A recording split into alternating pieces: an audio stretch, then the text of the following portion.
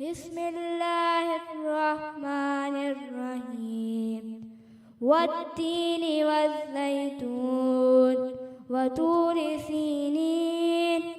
وهذا البلد الأمين لقد خلقنا الإنسان في أحسن تقويم ثم رددناه أسفل سافلين إلا الذين آمنوا وعملوا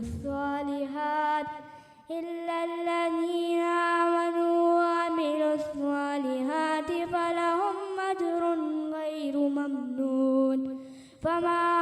يكذبك بعد بالدين أليس الله بأحكم الحاكمين